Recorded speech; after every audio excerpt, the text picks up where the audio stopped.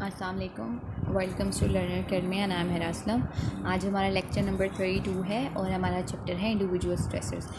Previous lecture में हमने job stress के बारे में पढ़ा था और उसमें हमने इंडिविजुअल कॉन्सिक्वेंसेस पढ़े थे स्ट्रेस के, ठीक है। और हमने स्ट्रेसर्स जो हैं वो ग्रुप और ऑर्गेनाइजेशनल पढ़े थे।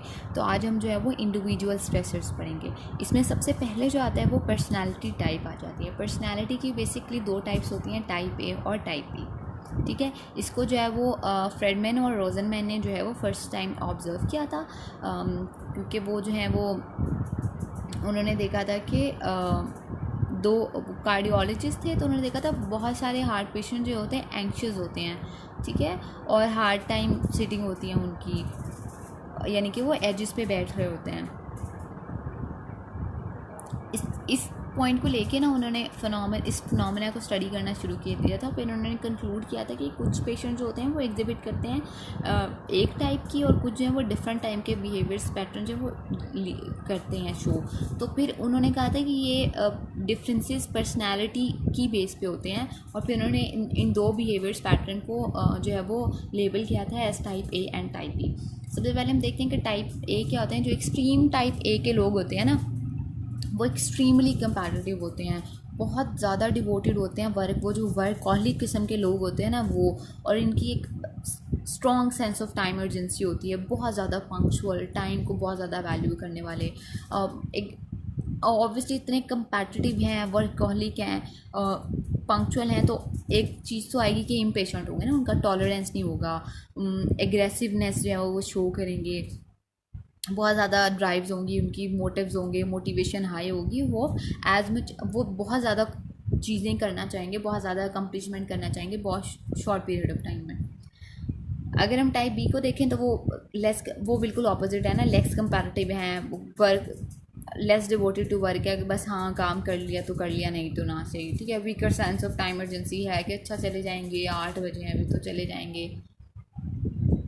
दिस पर्सन, ये इनके पर कॉन्फ्लिक्ट भी बहुत ज़्यादा कम होते हैं दूसरे लोगों के मुकाबले में ना, और ज़्यादा बैलेंस्ड और रिलैक्स्ड अप्रोच होती है इनकी लाइफ की तरफ, और ज़्यादा कॉन्फिडेंट भी होते हैं ये लोग, और एक कांस्टेंट पेस पे जो है ना वो काम करते हैं। अब ऊपर हमने पढ़ा है कि वो ऑब्वियसली इम्पेशेंट होते हैं ना, तो वो एक जगह टिक के ज़्यादा से काम नहीं कर पाते। बी वाले जो है वो एक कांस्टेंट पेस पे काम कर सकते हैं।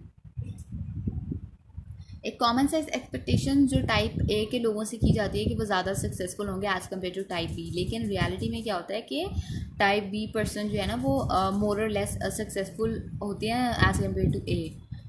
सेवरल एक्सप्लेनेशंस हैं कि टाइप ए वाले ज़्यादा लाइन एड करते हैं दूसरों के साथ, उनकी अपनी ड्राइव्स होती हैं, तो वो फिर इंपॉर्टेंट लर्निंग जो अपॉर्चुनिटीज़ होती हैं ना उनको मिस कर देते हैं। जबकि टाइप बी वाले वो ज़्यादा, उनकी इंटरपर्सनल रेपुटेशन ज़्यादा अच्छी होती है, इसलिए उनके पास वाइडर जो है वो स्किल्स होती हैं। और फ्रेडमैन और रोजमैन ने भी कहा था कि लोग ज़रूरी नहीं है प्योरली टाइप ए या टाइप बी में हो, कुछ लोग जो है ना वो मिक्स भी होते हैं। इंडिविजुअल ए की भी कैरेक्टरिस्टिक्स दिखा रहा है कि टाइम अर्जेंसी है लेकिन फिर भी वो रिलैक्सड है ना, ओकेजनली जो है ना वो इन चीज़ों के बारे में जो है, और वो ओकेजनली टाइम के बारे में भूल भी जाता है। और इनकी जो इनिशियल रिसर्च थी वो टाइप ए पे थी, और टाइप प्रोफाइल डिफरेंसेस उन्होंने फिर अलार्मिंग फाइंडिंग्स दी थी कि टाइप ए वाले जो है ना वो उनको ज़्यादा हार्ट डिजीज़ होती हैं as compare to type B. और रिसेंट ईयर्स में भी रिसर्चर्स ने शो किया है कि जो रिलेशनशिप है ना टाइप ए बिहेवियर और risk of coronary heart disease का, वो इतना स्ट्रेट फॉरवर्ड नहीं है, लेकिन फिर भी उनके बीच में लिंक जो है वो एग्जिस्ट करता है। टाइप ए वाले जो हैं वो लेस ससेप्टेबल हैं हार्ट प्रॉब्लम्स के लिए, लेकिन जो लेटेस्ट रिसर्चेस हैं उन्होंने कहा है कि टाइप ए वालों को इतनी हार्ट डिजीज़ नहीं होती। वो किस वजह से, क्योंकि वो ज़्यादा कंपल्सिव होते हैं, तो वो थोड़ा सा भी कुछ होता है तो फ़ौरन डॉक्टर्स के पास जो है वो कंसल्ट कर लेते हैं। इसके बाद रोल एम्बिग्विटी या रोल जो है वो कॉन्फ्लिक्ट आ जाता है। रोल एम्बिग्विटी जैसे नाम से पता चल रहा है, रोल जब एम्बिगुअस होता है ना, क्लियर नहीं होता, कि आपको इंस्ट्रक्टर बता रहा है कि आपने एक पेपर बनाना है, लेकिन आपको इन्फॉर्मेशन नहीं बता रहा कि भाई किस चीज़ के बारे में पेपर बनाना है, किस टॉपिक के बारे में बनाना है, किस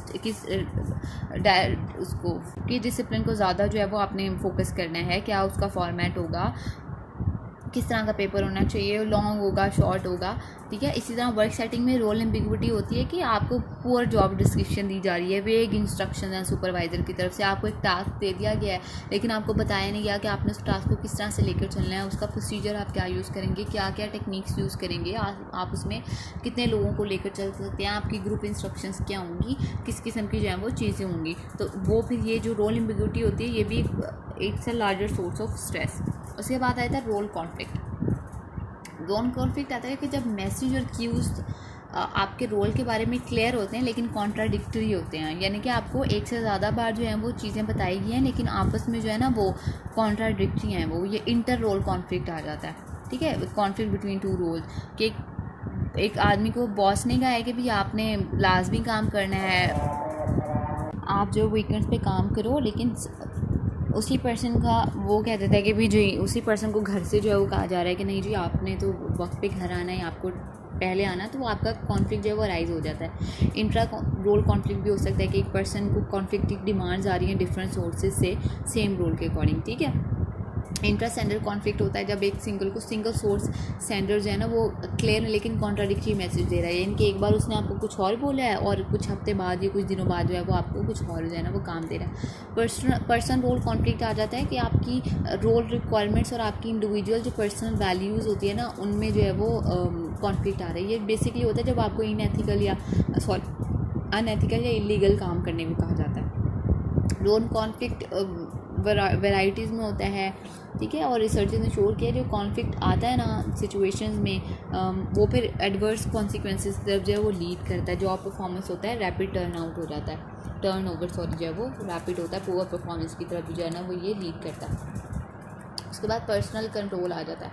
पर्सनल कंट्रोल रेफर होता है कि आपका कितना कंट्रोल है अपने इर्द गिर्द के इन्वायरमेंट पे, ठीक है। रिसर्चर्स हैज़ शोन कि अगर लोगों को ज़्यादा कंट्रोल दिया जाए उनके अपने इन्वायरमेंट पे तो वो फिर डिसीजन मेकिंग में इन्वॉल्व होते हैं और फिर कम स्ट्रेस लेते हैं क्योंकि ऑब्वियसली वर्दी और वैल्यूड फील करते हैं अपनी ऑर्गेनाइजेशन की तरफ से।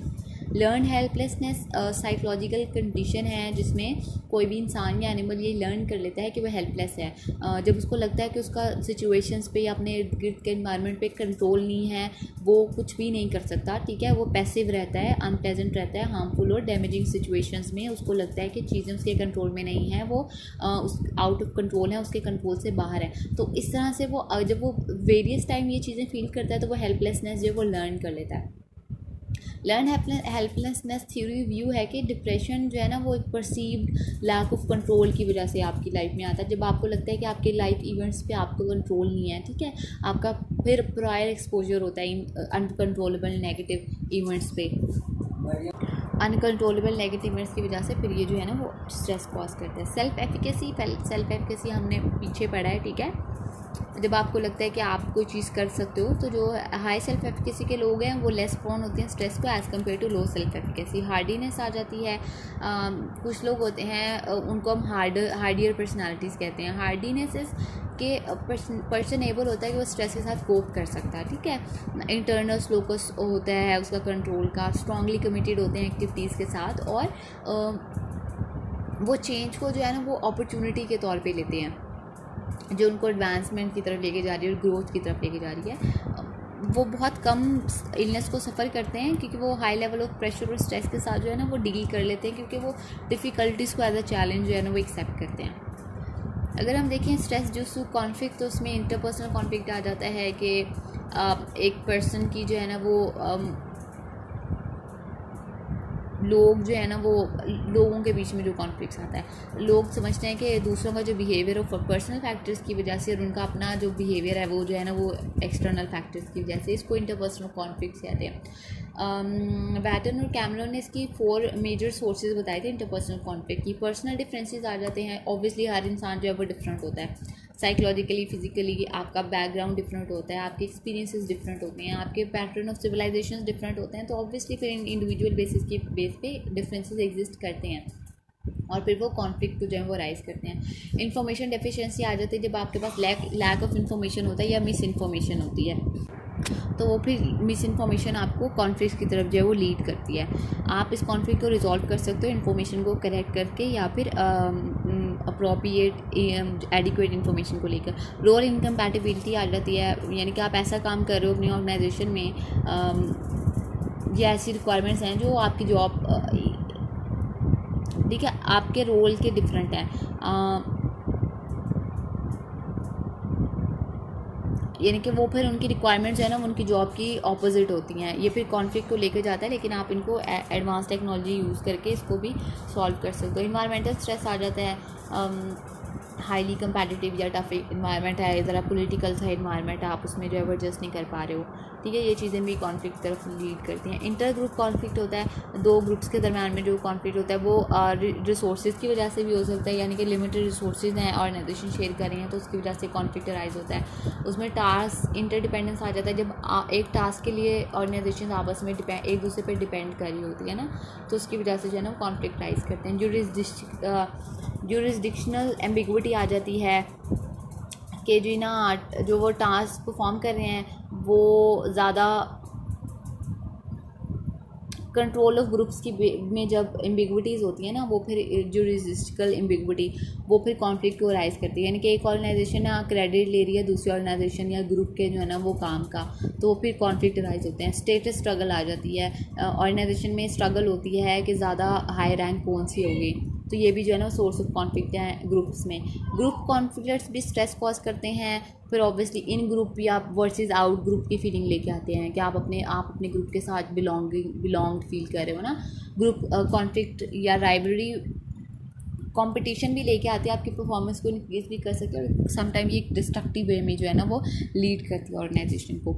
यहाँ पे हमारे जो है ना वो हमारा चैप्टर कंप्लीट हो गया। नेक्स्ट इंशाल्लाह नेक्स्ट